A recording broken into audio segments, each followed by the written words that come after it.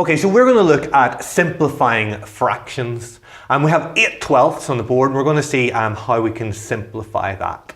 8 and 12 are both even numbers, so I'm going to be able to divide top and bottom by 2. The numerator and denominator are both even, so 8 divided by 2 is 4, and 12 divided by 2 is 6. So 8/12 is equivalent to 4/6. If we were to look at them on a number line, they'd both be representing the same position on that number line. But 4 and 6 both share another common factor. They're both even numbers again, which means they're both divisible by 2.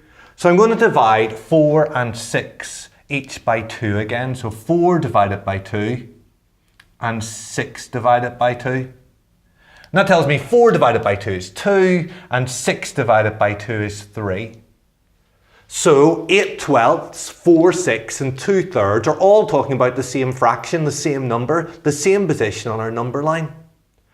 But if I wanted to simplify that in one step rather than two, I would look for the highest common factor that 8 and 12 share. And we can see that 8 and 12 are both in the 4 times tables. So if I was to divide 12 by 4, I would get straight to 3. And if I was to divide 8 by 4, I would get straight to 2. So in looking for the highest common factor, we halve our workload. And checking then that 2 and 3, the numerator and the denominator of our simplified fraction, don't share a factor, we can be sure that we've simplified it fully. What if our fraction in the numerator and denominator, one or other of them, were not even? Well, that means we couldn't divide by 2, which is almost our instinct response when we want to simplify fractions. Rather, we're going to look for a factor that they both have in common. 9 and 12 are both in the 3 times tables, so I'm going to be able to divide both of them by 3. I'm going to be able to divide 9 by 3 to get me an answer of 3 on the numerator, and 12 by 3 to get me an answer of 4 on the denominator. 9/12 is equivalent to 3/4. They are the same number, and it's fully simplified because 3 and 4 do not share any other factors apart from 1.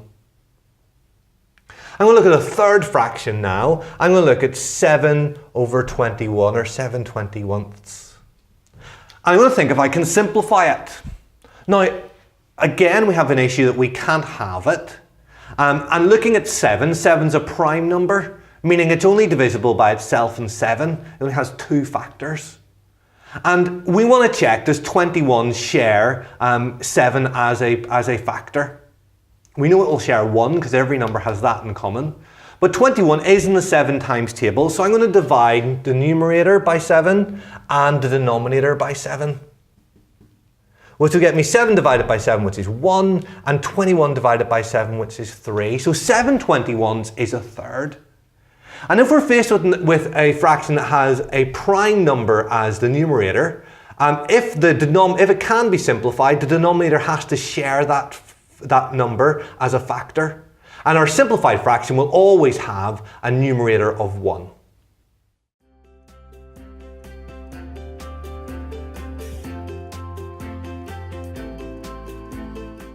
Okay, Mary, so let's have a look at this one. So solve x plus 2x equals 12. So what do you think you do first?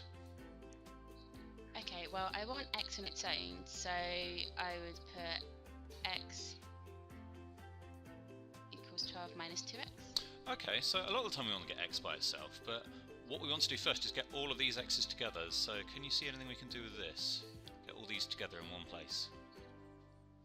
Oh, okay, it's 3x, isn't it? Yeah, so absolutely. 3x equals 12. Oh, and so x equals 4. Brilliant, spot on, well done.